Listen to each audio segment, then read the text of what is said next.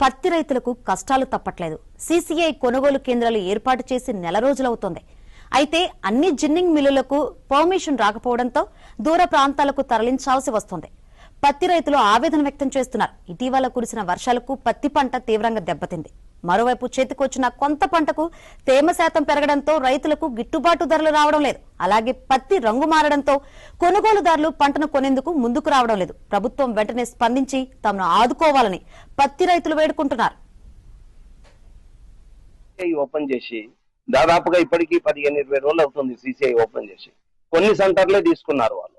ఆ సెంటర్లు తీసుకోవడం వల్ల ఏమైతుంది రైతులకంటే, ఇప్పుడు ఒకటే సెంటర్ ఓపెన్ చేయడం వల్ల ఆడికి ఒక 50-60 బండ్లు పోతాయి.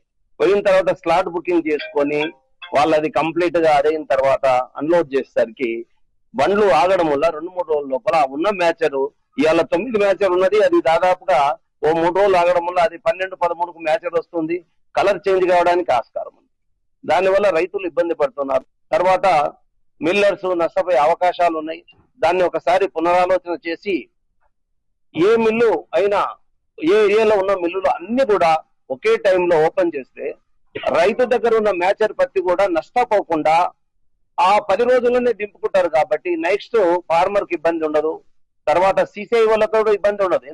ఆ తేమ శాతం కొద్దిగా 12 నుంచి కొద్దిగా ఎక్కువ శాతం వచ్చినా కానీ తీసుకోగలరని మనవి. అట్లే 7 క్వింటాళ్ళు దిగుతుందని ఆడుకునేంత వరకు మాకు తెలియదు. 12 దిగుతుంది అనుకొని మేము జిరాక్సులు తీసుకొని పోయినాం. నేను 3 ఎకరాల పత్తి పెట్టిన. వర్షానికి పూర్తిగా ఇబ్బందికరమైంది. లేబర్ రాక తీసినాము. అది కలర్ చేంజ్ అయింది. ఇక్కడ తీసుకుపోయినా కష్టం ఉంది. ఈ మిల్లర్లు మరి కొంటారా లేదా మాకు కూడా భయంకరంగా ఉంది. మొన్న కూలీల కానీ ఇట్లా తీసుకపోతే ఆ దళాలు ఎంత పెట్టారు? 5,000 పెట్టారు. పరిస్థితి ఏంది? లేబర్ గుడికాను వస్తలేదు. దిగుబడి